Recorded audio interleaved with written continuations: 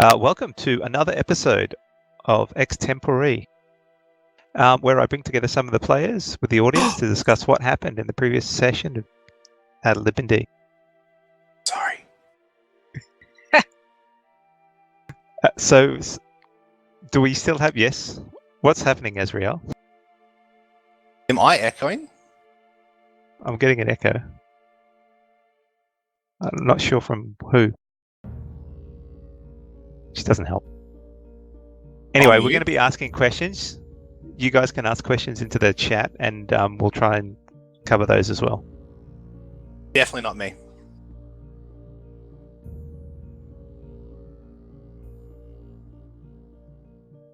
So we're getting a bit of an echo. Yeah, it's not through me. It's not through Riki.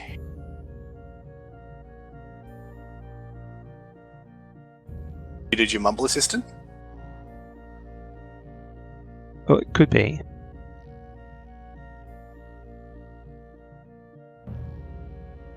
I straight away thought it was me. Your name kept lighting up. I'm like, wait, is that Azriel? I don't know.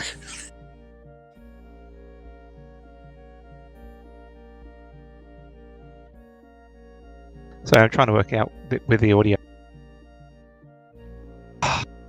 This is frustrating.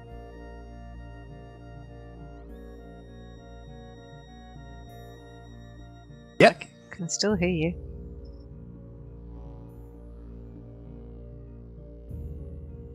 Oh.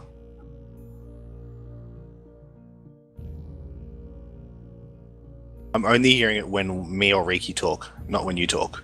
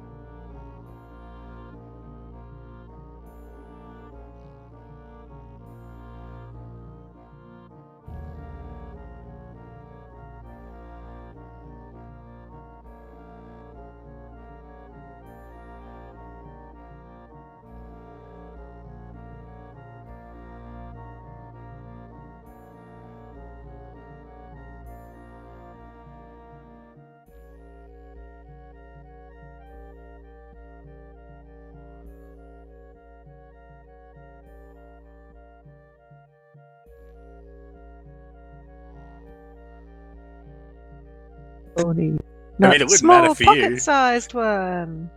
Oh, if we get a pocket-sized flying pony, Bindi can pop on. She would like blood.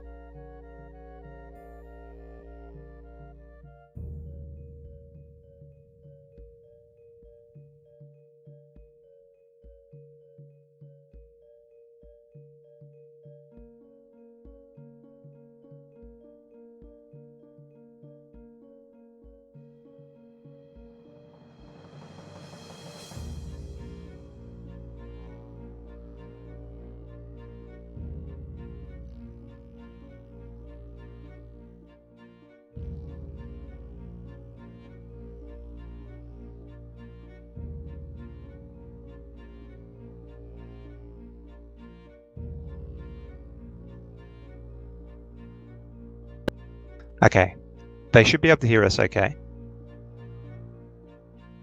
But we might still have an echo on our end. They can hear. Okay. And did you want to talk Deception? Rabble, rabble, rabble, rabble. Rabble, rabble. No echo.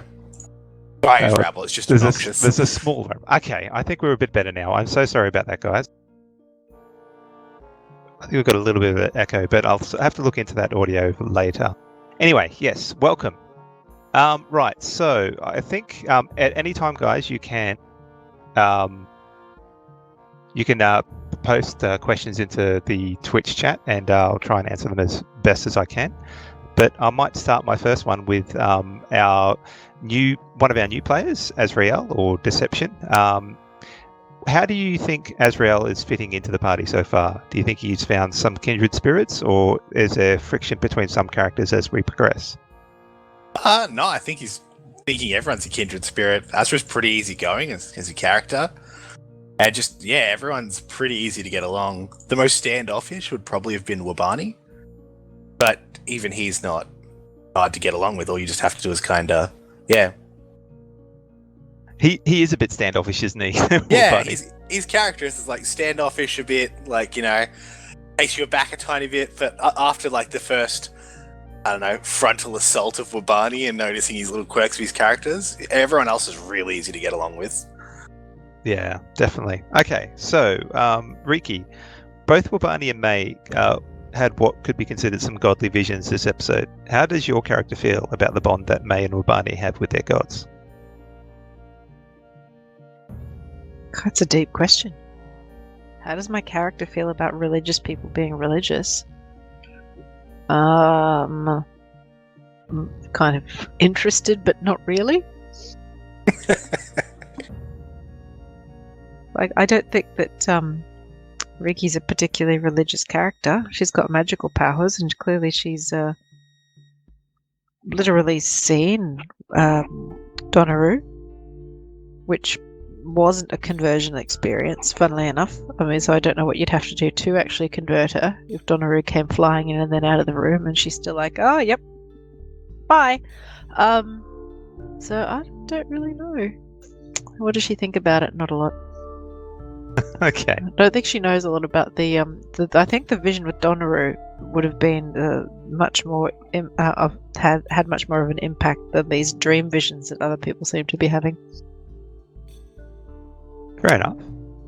Okay, Deception. What are your thoughts on the visions provided? Is your character concerned about what this means? Not really. My character's more excited that people are being talked to by gods than anything else. But it comes from pretty humble beginnings, so more than anything, he's just excited that people could actually talk to gods. Okay, it's just that it was certainly a sense of foreboding in the visions. Yeah. But I didn't listen to the visions because I like to be told by the players in game. I think that's a fun thing. Well, that's true. Although I think I blocked it out that you couldn't hear the actual visions themselves unless you listened to the video afterwards. Well, I had it. I skipped it on Twitch when I rewatched it. Ah, okay. Yeah, I genuinely like to do the whole separation of character and what my character actually knows, so I'm not like, yes, you told us about that, but not this. Sneaky. Yes, I'm genuinely the same. So I really don't have any idea about, if you're talking about powerful god visions, I'm fairly much in the dark as much as Riki is. Yeah, because Azrael more than anything is just small village, pretty happy, and it's just excited that people are getting talked to by gods. Why do gods talk to people? Do gods care enough about people to talk to them? I never spoke to him. Yeah. That's true. They certainly have a much closer connection with the gods, and they're providing information that they think that will help the gods, I suppose. Why would they be asking them that instead? Anyway, yeah. I guess next question, Frankie. This one's for you. When the group confronted Fantia, Riki had no issues letting Lisa Fireball inside the house. How is Riki working through and justifying her more destructive side? Why would she be justifying it? She's pretty well integrated. She doesn't care. She likes blowing stuff up. Okay. But in this instance, it was burning down the house. Could have been a hazardous situation for some of the party members. Yeah, but isn't the whole journey hazardous, really? That's true. Fair enough. She's okay. That's fucking awesome. Deception. With you, what were your thoughts on how Princess Alandra dealt with the fighting arena? Oh, how she friggin' just destroyed the whole thing with birds and vines. It was awesome. It was a good way for nature to take back, and being so close to the elven area, like forests and woods. I thought that was just such a clever way to have it done. like the way she turned everything around. I really, really appreciated the way it was done. I think That's it good. was a clever way to take down something that shouldn't be happening. It's happening. Yeah. Upcycling. Yeah, exactly, upcycling. So even if Fantia does come back, one of his biggest profit is gone. Although if he's smart, he can charge entry. Still. Still. Just install a troop of monkeys or something amongst the flowers and leaves. Come look at my motherfucking trees. Oh dear. Okay. So I still have some questions, but I was just seeing if whether you, Deception, or Frankie have questions for me before I go forward. Nope. Has any gods been trying to wake up Riki and give her visions, and she's just sleeping too deeply? I think if you had a godly vision, you would be aware of it. Hopefully. Is Anu Ra an attractive woman? That's the question I have. The goddess that Azra looked at, because prosperity and everything else that Anu Ra's for, Azra's like, yes, that's cool. It's kind of like, you do half-hearted praying. The people are like, hey, if you pray to God, you get into heaven either way. So they're like, hey, God, sorry I did that crazy shit. Please let me in. That's kind of how Azrael is with the gods. So it's a bit of a lifeline when he perishes at the end. Yeah, like before he dies, give like, look, Anu Ra, I know I don't pray much, but I believe, I'm pretty sure, like 20% sure you're there. Please let me in. So you get 20% of heaven and 80% of hell. Yeah, exactly.